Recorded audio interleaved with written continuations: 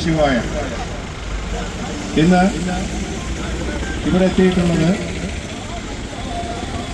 നവാമുകുന്ദ ക്ഷേത്രത്തിൽ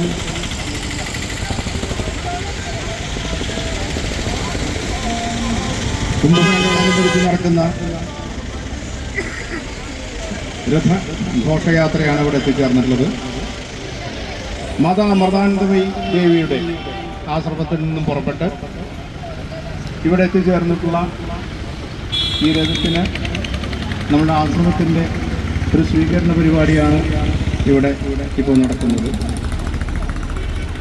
ഇത് സനാതനധർമ്മ സംസ്കാരത്തിൻ്റെ ഉയർത്തെഴുന്നേൽപ്പെന്ന് വേണമെങ്കിൽ പറയാം.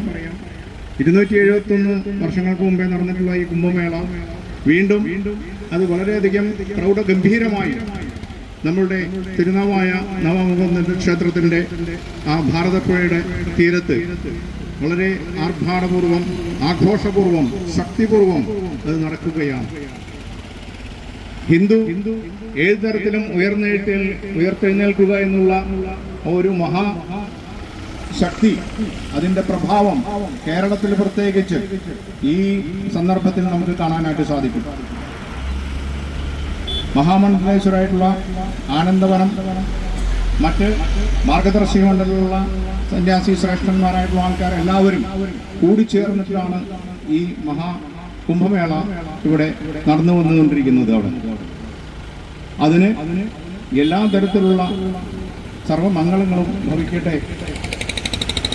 എല്ലാ ഹിന്ദുക്കളും, എല്ലാ ഭക്തരും, എല്ലാ സനാതനധർമ്മ വിശ്വാസികളും ആ മേളയിൽ പങ്കുചേരുവാൻ എത്തിച്ചേരണമെന്ന് ഈ ഒരു അവസരം ഞാൻ ഉപയോഗപ്പെടുത്തുന്നു. കാരണം ഹിന്ദു ഉണർന്നാൽ രാഷ്ട്രം ഉണർന്നു എന്നുള്ള ആ ഒരു സങ്കല്പം, അതാണ് നമുക്ക് പ്രധാനം. നമ്മൾ ആ ഒരു ചിന്തയിൽ ഉയർത്തെഴുന്നേൽക്കേണ്ട ഒരു സാഹചര്യം ഇന്നത്തെ കാലഘട്ടത്തിൽ, പ്രത്യേകിച്ച് കേരളത്തിൽ അനിവാര്യമാണ്. അതിനെല്ലാ ഹിന്ദു കുടുംബങ്ങളും ഒത്തുചേരണമെന്ന് ഈ അവസരത്തിൽ ഞാൻ നിങ്ങളോട് പറയുകയാണ്. ഓം ജയ് സായിറാം, നമഃ ശിവായ.